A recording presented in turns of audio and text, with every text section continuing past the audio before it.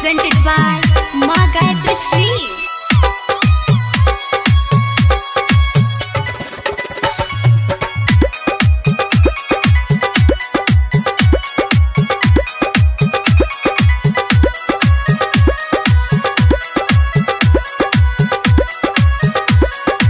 Music by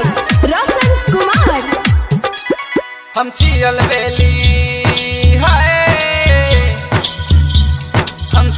बेली हम चीचल बोली हम छमक छमक का चलबे हम सब हो सिंगार का तोहर सकार का घड़ी घड़ी मिस कल करबे हम चियल बेली हम चीचल बोली हम छमक छमक का चलबे हम सब हो सिंगार का तोहर सकार का घड़ी घड़ी मिस कल करबे गोरी मिस कल हमरा तू करबे ता हमरा तो प्यार बजतो गोरी मिस कल हमरा तू करबे ता हमरा तो प्यार बजतो गे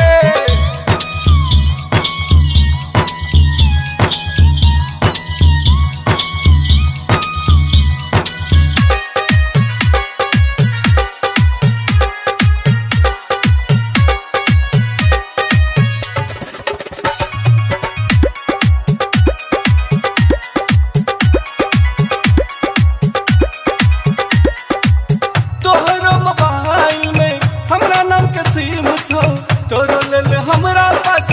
बहुते स्कीम छो गे तोहरो मोबाइल में हमरा नाम के सिम छो तोरो ले हमरा पास बहुते स्कीम छो लब मैनेज करबे की कोट मैनेज करबे मिस कॉल नहीं काका फोन तू करी है चुप बजर खसवा कहीं का नहीं लाज शर्म नहीं बात में दम तू फटर फटर नहीं करी है नचनीक मोबाइल मारे खूब स्टाइल तू वही न कमारे रही जेबे नहीं लाज शर्म नहीं बात में दम तू फटर फटर नहीं करी है नचनीक मोबाइल मारे खूब स्टाइल तू वही न कमारे रही जेबे गोरी मिस कल हमरा तू करबे ता हमरा सब प्यार बजतो गे गोरी मिस कल हमरा तू करबे ता हमरा सब प्यार बजतो गे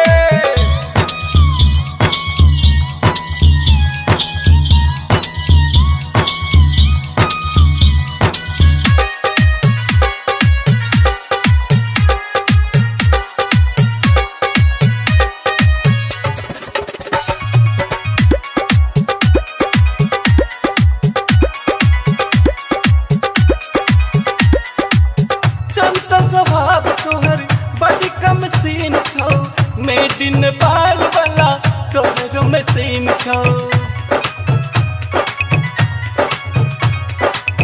चंचल स्वभाव तोहर बड़ी कम सीन छो